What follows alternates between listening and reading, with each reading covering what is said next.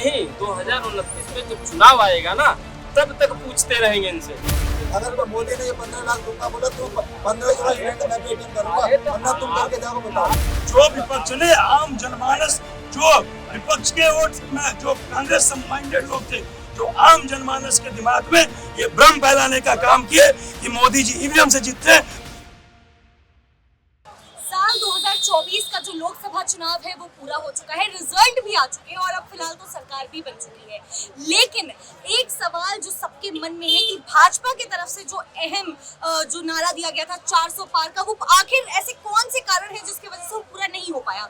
आज हम पहुंच चुके हैं कन्नौज प्लेस, लोगों से बातचीत करेंगे, समझेंगे कि कौन से ऐसे अहम मुद्दे हैं जिसकी वजह से ये जो 400 पार का नारा था वो पूरा नहीं हुआ। सर नाम बताइए अपना। मेरा नाम संतोष। सर जो 400 पार का नारा था भाजपा की तरफ से, क्या लगता है कौन से ऐसे कारण हैं जिसकी वजह से?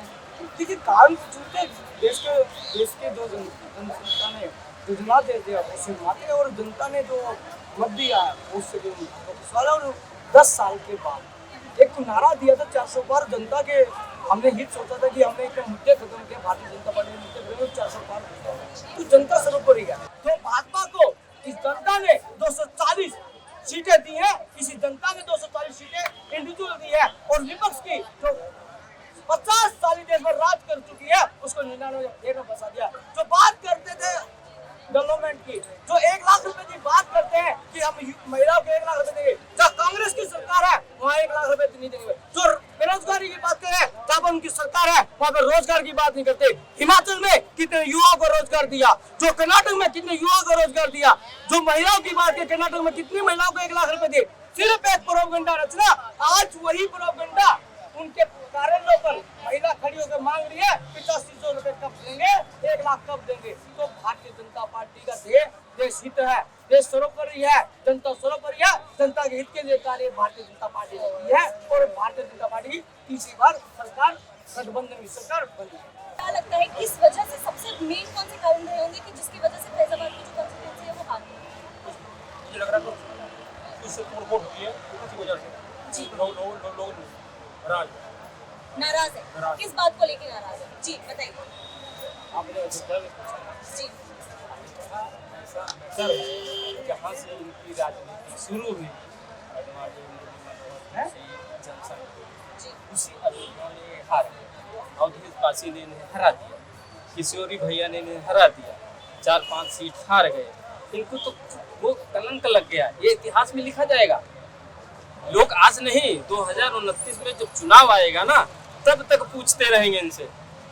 वहाँ लोगों के घर गए, वहाँ लोगों को मुआवजा कम से कम एक नहीं डबल मिलना चाहिए, तिरल मिलना चाहिए ना। जिनके मकान टूटे, जिनके घर उजड़े, उनको मिलना चाहिए ना। इन्होंने क्या किया, जल्दी जल्दी में मंदिर बना के और बोले हम राम को लाए हैं, हम तुमको लाएंगे। अरे राम सब लाएंगे, ऊपर वाले ने सब लाएंगे, राम तो आपको लगता है तो वो 25 वकील खड़े कर दिए भगवान को लाने के लिए। तो आपको लगता है कि जो सबसे बड़ा जो कारण है वो ये है बनारस में क्या हुआ, 4 लाख से 1.5 लाख आ गए, क्या हुआ, यही तो हुआ ना। अभी तक जो सबसे कम आई है उसमें सेकंड नंबर पे प्रधानमंत्री का है। 2000 चंद्रशेखर के बाद से जो दूसरे नंबर पे आए हैं वो प्रधानमंत्री सबसे कम वोट लाए। 40 करोड़ लोग बोलते हैं ना, मणिपुर कभी गए नहीं, उस पर बोलते नहीं है, बोलते हैं कोई। प्रधानमंत्री के गए, प्रधानमंत्री जी कभी गए, उनसे पूछो। ये वो लोग हैं भाई, ये प्रधानमंत्री जी कभी बोले इनने एक बार ये बोला संदेश खाली का है नहीं, इनको एक एजेंडा चलाना है। जो एजेंडा इन लोगों ने अपनी बार चलाया है ना 8,500 का 1-1 लाख रुपए का, और ये संविधान और आरक्षण के चक्कर में अगर मोदी ने ये 15 लाख दूंगा बोला तो 15 के बाद मैं पेटीएम करूंगा, वरना तुम करके जाओ बताओ ऑन कैमरा, तुम दिखाओ तो मोदी कहाँ बोला है। गारंटी कार्ड कौन दे रहा है? जो गारंटी कार्ड दे रहा है 15 करोड़ में दूंगा, जो भाई बात करे 15 लाख की, मैं 15 लाख दे रहा हूँ भाई, किस कब का, और ये तो गारंटी बांट रहे हैं, ये तो पत्र बांट रहे थे, ये कह रहे थे 8500 रुपए दे रहे हैं। अरे शंकर पत्र तुमने बांटा है, अरे झूठे तो दिखा दो भाई। सर अभी जो अहम मुद्दा है वो अहम मुद्दा तो बोलना मैं किसान बात चली कि और चले गए मणिपुर में टोनी मिश्रा ने। सर अभी आप जवाब इनसे लो। टोनी मिश्रा ने 4 आदमी को मारा, इनसे इस्तीफा मांगते रहे विपक्ष वाले, मगर इस्तीफा इन्होंने तो नहीं दिलवाया उनसे, मगर जनता ने उनको नहीं मेरे को आना ही बोला, तुम नहीं दोगे मैं खुद बात करूंगा। इस देश की जनता सबसे बड़ी, इस देश का वोट तो देने आपको वाला लग रहा है कि जनता को फॉर ग्रांटेड लिया जा रहा था पूरे चुनाव के समय में बिल्कुल भाजपा की तरफ से? बिल्कुल ये था ही। किस तरीके से था बताइए, थोड़ा सा बताइए। आप एक तो बताओ, ये बोलते हैं, सुनिए मेरी बात को, इन्होंने बोला देश की जनता 202 से देश की ये 240 आ गए, इस देश की 45 में नहीं गए हो गए। 10 साल से ईवीएम का रोना क्यों रो रहे थे? अभी तक ये कहते थे 2014 मोदी जी प्रचंड बहुमत से जीते, मोदी जी ईवीएम से जीते, 2019 में जीते, मोदी जी ईवीएम में घोटाला करके जीते। इस बार भी ये विपक्ष के चमचे ये कह रहे थे कि मोदी जी जीतेंगे लेकिन ईवीएम से जीतेंगे, लेकिन आज विपक्ष के चमचे और विपक्ष के लोग कह रहे हैं कि हमारी जीत हुई है। ये क्यों नहीं बोल रहे कि इस बार ईवीएम में घोटाला हमने किया? ये कहने की कुवत और औकात है विपक्ष में। आज कह रहे हैं कि जनादेश मिला, आज कह रहे हैं जनता ने हमको जो वोट दिया। और देखिए एक खत्म कर रहा हूँ, बात ये है कि जो होता है अच्छे के लिए होता है। मैं ये मानता हूँ, उम्मीद करता हूँ कि सीटें बढ़नी चाहिए थी, लेकिन जो विपक्ष ने आम जनमानस, जो विपक्ष के वोट में जो कांग्रेस माइंडेड लोग थे, जो आम जनमानस के दिमाग में ये भ्रम फैलाने का काम किए कि मोदी जी ईवीएम से जीते, आज उनके दिमाग में ये पिक्चर क्लियर हो गई कि मोदी जी 2 टर्म ईवीएम से नहीं जीते। मोदी जी को लोगों ने वोट दिया, और जब इस बार थोड़ी सी सीटें कम आई तो अगली बार यही जो विश्वास लोगों के मन में आया है कि मोदी जी 2 बार ईवीएम से जीते, तो अगली बार यही जो है जनता दोबारा प्रचंड बहुमत से मोदी जी को सत्ता में, और मोदी जी या भारतीय जनता पार्टी को सत्ता में। एक समय में जो सभापति थे 5 से 7 सीटों को समर्थन, आज के समय में वो भाजपा से भी ऊपर जाकर के वोट लेकर के आई। ये इतना बड़ा अगर बदलाव हुआ है तो ये सिर्फ अयोध्या के मुद्दे पे नहीं हो सकता। नहीं। क्या लगता है आपको, कौन से ऐसे कारण रहे हैं? इसलिए बिल्कुल सही बात। गुमराह के कारण लोग बागों ने जो वोट दिए हैं वो विरोध में गलत है नहीं। गोली चलाने वाले जवाब मैं देता क्या हूँ, एजेंडा चलाए सिंह यादव? ये जवाब मैं देता हूँ। ये नेताजी के लिए क्या एजेंडा चलाए? उत्तर प्रदेश नेताजी के लिए क्या एजेंडा चलाए कि राम भक्तों पे गोली चलवाए? कौन चलवाया? कौन चलवाया? मुलायम सिंह चलवाया ना, मुलायम सिंह। बात तो जब भी समझ गए क्या ऐसे चुटले काट के रख देनी चाहिए। देखो मुलायम सिंह के लिए बोलता है। नेताजी को बोले ये लोग क्या एजेंडा चलाए? गोली चलाने वाले राम भक्तों को गोली चलवाए, मगर राम भक्तों को गोली चलवाले वहाँ चुनाव जीत गए। ये विकास करने वाले चुनाव जीते क्या? जो ये कह रहे हैं पूछो महिलाओं के साथ दुर्व्यवहार करने वाले लड़के, और उनको कह रहे हैं बच्चे गलती हो गई, एजेंडा चलाया। उनके लिए इंटरेस्ट हो गया, नेताजी निकाला है। और 1 मिनट, उत्तर प्रदेश में 24 करोड़ की लगभग आबादी है, और सबसे बड़ा तबका जो है वो गाँव में रहता है, जो सुबह 7-6 मतलब सुबह उठता है और 7 से 8 बजे खाना खा के सो जाता है। मैं ये कह रहा हूँ, आज दिल्ली में चाय बेचने वाला, हर कोई मान लीजिए डिबेट नहीं कर रहा, लेकिन खड़े होकर लोग बात तो सुन रहे, लोगों को नॉलेज है कि आरक्षण क्या है, संविधान क्या है, ये क्या देश में क्या हो रहा है। लेकिन उस गांव में रहने वाले तबके को इन लोगों ने भ्रमित किया कि तुम्हारा आरक्षण खत्म कर दिया जाएगा, संविधान बदल दिया जाएगा, उनको जो बीपीएल कार्ड पे सुविधाएं मिले वो खत्म हो जाएगी, हिंदू राष्ट्र घोषित हो जाएगा, मुसलमानों को बाहर जाना पड़ेगा, प्रॉब्लम आएगी। जिसके साथ सरकार चला रहे हो 4% आरक्षण, अखिलेश यादव ने जब तक उनको लगा कि मेरा परिवार सफल नहीं हो रहा, तो इस बार उन्होंने जातिवाद का कार्ड खेला, और ये सारे फैक्टर मिल करके उत्तर प्रदेश में सीटें जो है कम करने का काम किया। सर यही आरोप जो आप लगा रहे हैं, विपक्ष ने भी यही आरोप लगाया है कि मंगलसूत्र बेचने का इस तरह के क्यों बोला था राहुल गांधी ने? क्यों बोला कि हम देश का एक्सीडेंट कर देंगे? आज मुगलों ने और अंग्रेजों ने देश को गुलाम बनाया, किसी की हिम्मत नहीं, मजाल नहीं होगी ये बात बोलने कि देश का एक्सीडेंट कर देंगे, और राहुल गांधी चले थे देश का एक्सीडेंट कर ले, उसके बाद कहते संपत्तियों की जांच करें। राहुल गांधी को ये कहना चाहिए था, एक मिनट, ये कहते देश में जिन्होंने घोटाले करके, भ्रष्टाचार करके संपत्तियां अर्जित किए, उनकी संपत्तियों की जांच करके गरीबों का काम करेंगे, ये बात बोलते। मैं समझ रही हूँ, इनका एक सवाल है, पहले सवाल कुर्सी में बैठने वाला, सबसे बड़ी कुर्सी बैठने वाले प्रधानमंत्री जी से ये सब जाके पूछे चंद्रबाबू नायडू अपने प्रदेश में 4% आरक्षण देने के लिए तैयार है कुछ इनको मुसलमानों को 4% आरक्षण देने को तैयार है, शामिल है उसमें? कई बार बोला कि हम धर्म के आधार पर शामिल है क्या? पूछिए कांग्रेस दुगली पार्टी है या नहीं, इसका जवाब दो। कांग्रेस पे लाछन लगाते हैं 4% आरक्षण के लिए, पूछ लो। जवाब दो। सर अभी कांग्रेस दुगली पूछो पार्टी इनको है ना। या नहीं? अरे हमसे क्या पूछते हो आप? चंद्रबाबू नायडू के साथ बना रहे हो, पूछो ना। सवाल है विपक्ष ये भी आरोप लगा रहे हैं कि जब चंद्रबाबू आंध्र प्रदेश में जब अमित शाह पहुंचे थे तब उन्होंने कहा था कि यहाँ के जो दरवाजे हैं भाजपा के वो चंद्रबाबू नायडू के लिए बंद हो चुके हैं। जब बिहार में गए तो सेम उसके लिए बोला था जेडीयू के लिए कि नीतीश कुमार के लिए बंद हो गए। जब चुनाव आते हैं तो इन दोनों को वो अपनी तरफ रखते हैं। केजरीवाल भी तो बोले थे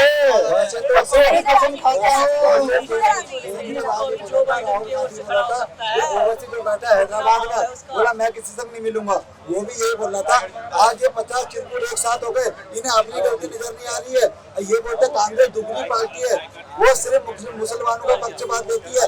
अब एक चीज बता आगे नहीं एक चीज बताओ, उनने मुसलमानों के लिए वक्त बोर्ड लॉ बनाया, मुस्लिम लॉ बनाया, 10 साल में 10,000 मुसलमानों को बाहर किया। ये कहते हैं बांग्लादेशी यहाँ आ गए, पाकिस्तानी यहाँ आ गए, 10 साल में बाहर किया।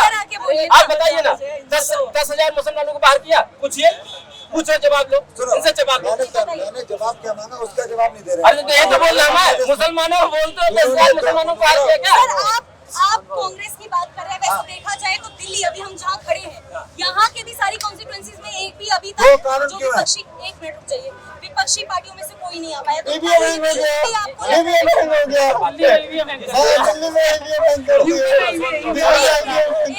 इस देश का किसान, इस देश का जवान, देखिए इस देश ईवीएम का पे है। बिजली वाला, इस देश का रेडी वाला लगाने वाला, इस देश का छोटा धंधा करने वाला, जो किसान पे चले गए, ऊपर नहीं लाओगे, ये देश क्या ऊपर जा सकता है? इनसे पूछो, इनसे पूछो जरा। तो आपको लगता है तो आपको लगता है कि इन लोगों के लिए कुछ काम नहीं किया गया है? नहीं किया गया, तभी तो ये दुर्गत हुई। 302 से 240 आ गए, नहीं किया गया ना। ये हार है। मैं डॉक्टर शरद चंद्र अग्रवाल दुर्ग छत्तीसगढ़ से आया हूँ और छत्तीसगढ़ ये माहौल है कि भारतीय जनता पार्टी 11 सीट में 10 सीट लीड किया हुआ है और छत्तीसगढ़िया सबले बढ़िया। वहाँ के लोग बहुत सीधे हैं, बहुत अच्छे हैं, मगर भारतीय जनता जब से मोदी सरकार आई छत्तीसगढ़ का डेवलपमेंट ऐसा हुआ है कि आसमान तो छोड़ दीजिए, और मोदी सरकार के रहते पूरा हिंदुस्तान, अगर मोदी सरकार है तो पूरा हिंदुस्तान रहेगा, नहीं तो बिल्कुल गर्त में चला जाएगा। सही बात कांग्रेस की पार्टी हिंदुस्तान पाकिस्तान को भेज देंगे कांग्रेसी। बिल्कुल अगर सही कश्मीर बात का जो है, आज भी कश्मीर का जो इंडिया का नक्शा बताते हैं कि वो कश्मीर आज तक भारत के पास है। ये तो बिरयानी में बिके वाले आदमी बोलते हैं, यहाँ पर ऐसी बात है। भारत का नक्शा बताते हैं, उसमें आगे में भूखी चीन बिरयानी कब्जा करे, खाते हैं जो। आगे में पाकिस्तान कब्जा करे। ये दोनों किसकी नीति के कारण कब्जा किए हुए हैं? ये दोनों नीति जो है पूरी कांग्रेस की तरफ से कब्जा किया हुआ है। ये लोकतंत्र का क्या है? ये गाली जो दे रहे हैं ना, गाली नहीं दे रहे, गाली नहीं दे रहे, आप जहाँ हारे हैं ना, हार जीत तो रहे हैं। हिमाचल में जीरो, उत्तराखंड में जीरो, दिल्ली में जीरो, जीरो के बाद सर एक मिनट रुक जाइए, अयोध्या के बाद से जो सबसे अहम सीट है वो अमेठी भी थी। 2019 किशोरी भैया ने हरा दिया। 2019 में जब स्मृति ईरानी आई तब उन्होंने कहा था कि इनको हरा दिया, इनको तो वायनाड चले गए हैं। अब कांग्रेस वापस आई हो, बेगुनाह सीट से ज्यादा हराया किशोरी भैया ने। क्या हार के तो इतनी आफत आ रही है? अयोध्या में है क्या, मुझे बताओ। अरे अयोध्या में बहुत कुछ है, जहाँ से तुम्हारी राजनीति शुरू होती है वहाँ अयोध्या है। और बताइए, मेरे श्री प्रभुराम के मंदिर बनाने वाले वही हार गए तुम। एक मिनट सर रुकिए, इस वजह से एक धारणा थी कि यहाँ से भाजपा हमको कहते थे तुम्हारे राम है, हमारे राम है। अरे हमारे राम है, सबके राम है। अयोध्या से हार गए, राम ने इन्हें नकार दिया, ठीक है। आप मध्य प्रदेश में मोला जी बोलते हैं, मध्य प्रदेश में मोला जी बोलते हैं इंशाअल्लाह अब की मोदी नहीं आएंगे। इतने नमाज़ें पढ़ी गई, इंशाअल्लाह मोदी जी हट जाए आपकी बात। क्या मतलब, इसका मतलब हिम्मत ही नहीं किसी में क्या? हम ये कहते कि अल्लाह अल्लाह अल्लाह में कुछ नहीं है, अब ये करें राम राम राम ने हरा दिया, अल्लाह ने हरा दिया क्या? मध्य प्रदेश में एक सीट किया इन लोग की, हिमाचल में जीरो हुए, उत्तराखंड में जीरो हुए, दिल्ली में जीरो हुए, फिर भी 0-0 करके हंस रहे हैं। जिस किसान को खालिस्तानी बोला इन्होंने, कई हरियाणा में इनके क्या दुर्गत है, पंजाब में क्या हुई, राजस्थान में क्या हुई, खालिस्तान सर आइए क्या हुई भाई साहब, इधर आओ। आप कह रहे हैं कि यूपी में मोदी में ऐसा कुछ नहीं हुआ जो इससे अलग परेशान हो गए, जैसी थी वैसी।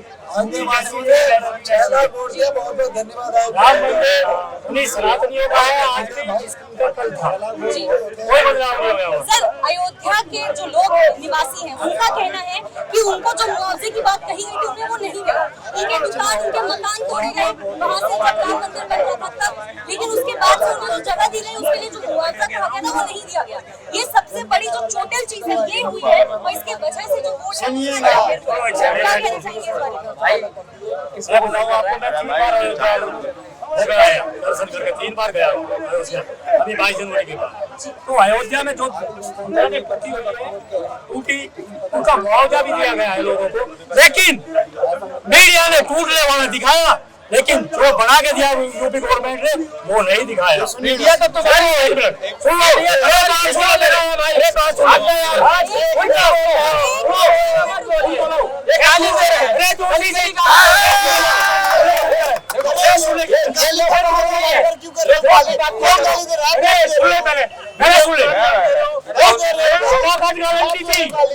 जो खटाखट गारंटी थी वो फ्लॉप हो गई। आज वहाँ लाइन लगी हुई है, भाई साहब पैसे दिलवाओ, राम महिलाओं को 15 लाख दिलवाओ ना, 15 लाख दिलवाओ। अगर एक वीडियो में साबित करके दिखाते, अरे 10 साल में हो जाओ, हम तो बोल रहे हैं, दिखा जाए एक वीडियो में रिपोर्ट चाहिए आप, एक झूठ बोले, इस देश का कोई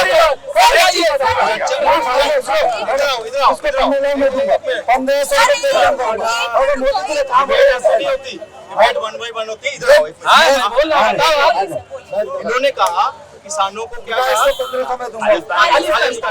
इधर आओ, उसी पंजाब में 3 लाख प्लस लोगों ने खालिस्तान समर्थकों को जिताकर बेचा है। कितने?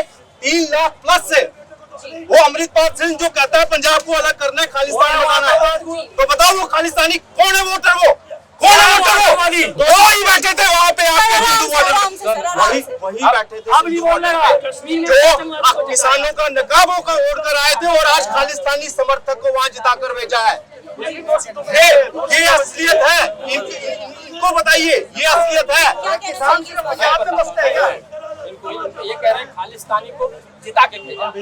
जब ये किसानों को खालिस्तानी बोलने लगे तो खालिस्तानी को ऐसे बन जाते। इनसे पूछो, जब किसानों को खालिस्तानी बोलोगे, गुंडा बोलोगे, मवाली बोलोगे तो क्या करेंगे लोग? कांग्रेस क्या करेंगे? अफजल गुरु को गाली निकालेंगे, ये अफजल गुरु को वोट देते, हम निकालते हैं आतंकवादी अफजल गुरु, तो क्या उसको वोट देने शुरू हो जाओगे? सर अभी ठीक है, मैं आप लोग का मुद्दा समझ रही हूँ। जो सबसे अहम मुद्दा है वो ये है, सर एक मिनट आप अफजल गुरु है कौन, ये तो पूछ लो। आप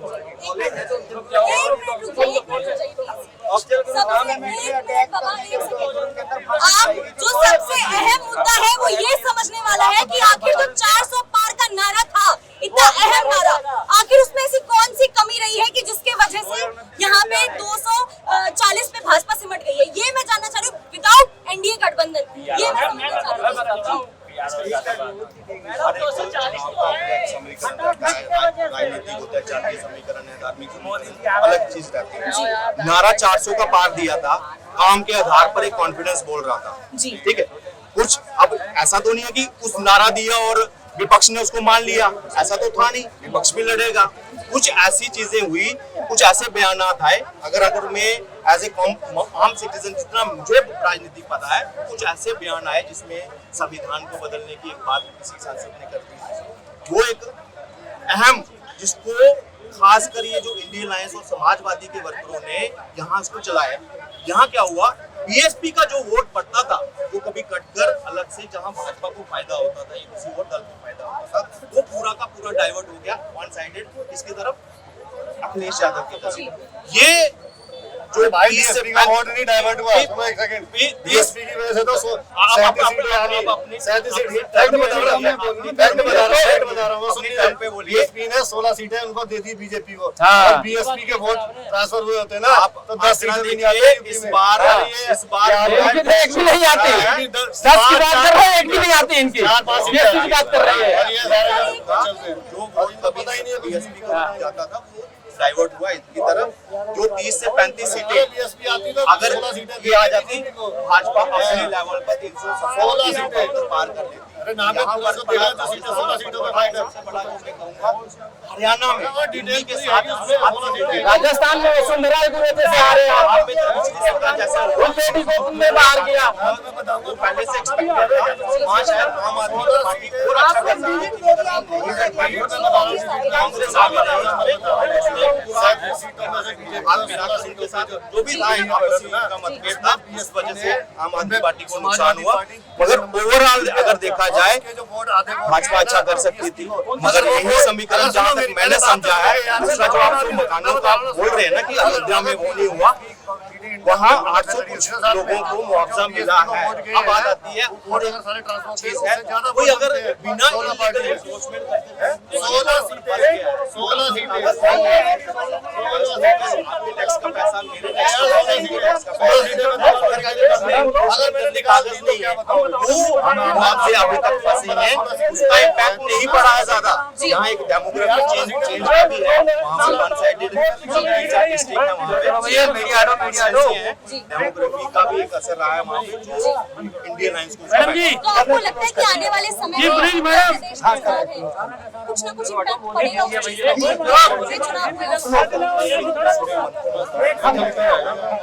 जनता पार्टी से हम ये एक्सपेक्टेशन कर सकते हैं कि वो माइग्रेट करेगी। हम कांग्रेस से एक्सपेक्ट नहीं कर सकते। आम आदमी पार्टी मजबूर विपक्ष चाहता था, पिछले 10 साल देखा इन्होंने हार कर कुछ सीखा नहीं, हार कर कभी सीखा नहीं। आज मंथन हो रहा है, उस पर काम किया जा रहा है, मंत्री भी ऐसे चुने गए हैं कि अब टोटली चेंज सिस्टम होगा। मुझे लगता है इसको भाजपा जो है दोबारा ठीक अपने लेवल पर ले आएगी। फिर हराएगी अगर ये किसानों को, अगर उन किसानों को भला नहीं किया नहीं और गरीब रेली वाले, पटरी वाले और रिक्शे वाले और छोटे छोटे दुकानदारों का भला नहीं किया तो फिर आज पहले आज मोदी जी ने फिर पिटेंगे। मोदी जी ने आज पहली फाइन जो की है फिर हारेंगे, 20,000 करोड़, फिर हारेंगे ये। वो 9.5 करोड़ किसानों को दिए। इनके लिए क्या है? किसानों को पंजाब के बात नहीं की इन्होंने, क्या है? सिर्फ पंजाब, बाकी पूरे देश के किसान नहीं है। एक किसान के साथ नहीं बैठते, वो किसान नहीं। अगर जवानों की बात अच्छी नहीं की इन्होंने मेज पे बिठा के और किसानों को मेज पे बिठा के बात नहीं की तो फिर हारेंगे। सर आप बार-बार किसानों की और महिलाओं की बात कर रहे हैं। अभी हिमाचल प्रदेश में हमीरपुर में महिलाओं से बात करके आई हूँ, उनका ऐसा कहना है कि प्रियंका गांधी सिर्फ तब नजर आती है जब चुनाव होता है और जो 8-8,500 का बोला गया है कि अकाउंट में आएगा नहीं मिल रहा है महिलाओं को। क्या कहना चाहेंगे इस बारे में? क्या इनके 15 लाख मिल रहे हैं? इन्हें से पूछो ना। सर मैं आपसे सवाल जो मिले जो फेंके जा रहे हैं इसको मत फेंकना बंद करिए, सही बात करिए जनता से, चाहे कांग्रेस हो चाहे बीजेपी हो, सही बात करिए जनता से। आपको लग रहा है सिर्फ चुनाव के जीतने के समय में जनता से अगर जनता से सही सवाल नहीं करोगे तो यही होता रहेगा। जी क्या कहना चाहेंगे और बताओ।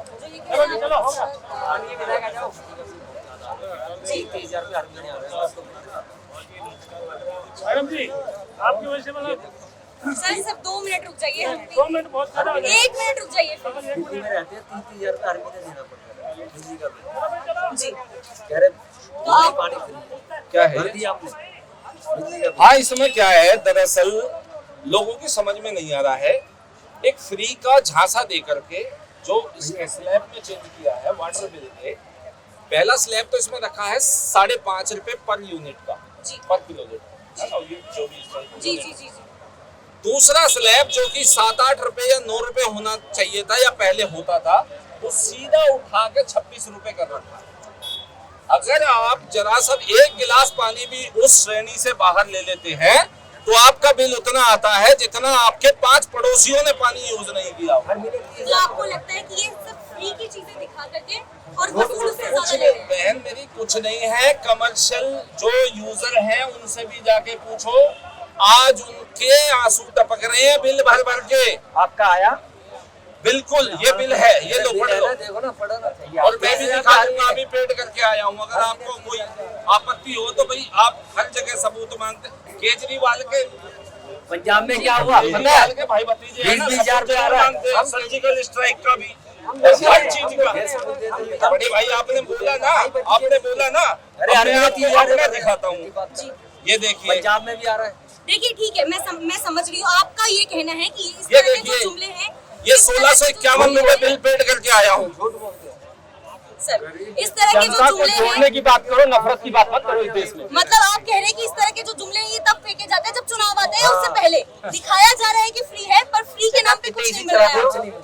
झूठ है। बिल भी आ रहा है बिजली का। देखो हर महीने 2-2 हजार रुपए, 30-30 हजार रुपए भरना है। चाचा जब 200 गज में मकान बनाओगे, 400 गज रखोगे, 25 गज का मकान।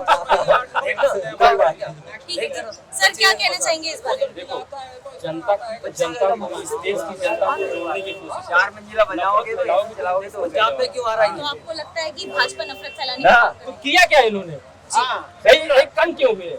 भाई कम तो इसीलिए हुए ना, इनके कुछ नेताओं ने अनाप शनाप बोल दिया, समाधान के लिए बोल दिया, दुनिया की बातें बोली, और ये खत्म क्यों हुए? नहीं होना चाहिए। कम क्यों हुए? ये खत्म क्यों हुए? जब आगे बॉम्ब ब्लास्ट होते थे, आतंकवादी हमले होते थे, अभी तो कल ही ना 8 लोग मर गए, इनसे पूछो। जब कांग्रेस के टाइम में 100 होते थे ना, कांग्रेस के टाइम में 100, ये लोग कांग्रेस के टाइम में 100 होते थे ना,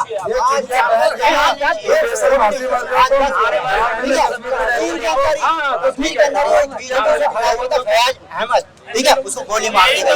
फयाज अहमद बीजेपी के से खड़ा होता, गोली मार दी गई डर और दहशत फैलाने के लिए, ताकि क्या नाम है माहौल ये चलता रहे, बदनाम करते रहे हैं तीर्थ यात्रियों को, गोली मार दी गई। इनकी मानसिकता देखो, क्या नाम है, सरकार को बदनाम करने के लिए, सरकार को बदनाम करने के लिए किस हद तक चले गए। बीजेपी से खड़ा होता, उसको भी गोली मार दी गई। चलिए ठीक है, तो ये जो पूरा माहौल बना हुआ है, ये पूरा माहौल ये दर्शाता है कि बहुत सारे लोग का ऐसा कहना है कि आने वाले जो चुनाव है उसमें हो सकता है जो वोट परसेंटेज है भाजपा या एनडीए गठबंधन का पूरा, वो काफी हद तक बढ़ सकता है। कुछ लोगों का ये भी कहना है कि कांग्रेस की तरफ से, इंडिया गठबंधन की तरफ से ऐसे कुछ बातें कही गई हैं जिसकी वजह से जनता को गुमराह करने का काम किया गया है। साथ में जो विपक्षी दल को सपोर्ट कर रहे हैं उनका ये कहना है कि लोगों ने इनको आईना दिखाया है कि जनता से बढ़कर, जनता से सर्वोपरि कोई भी नहीं हो सकता। मुस्कान ओझा, नौ नोएडा।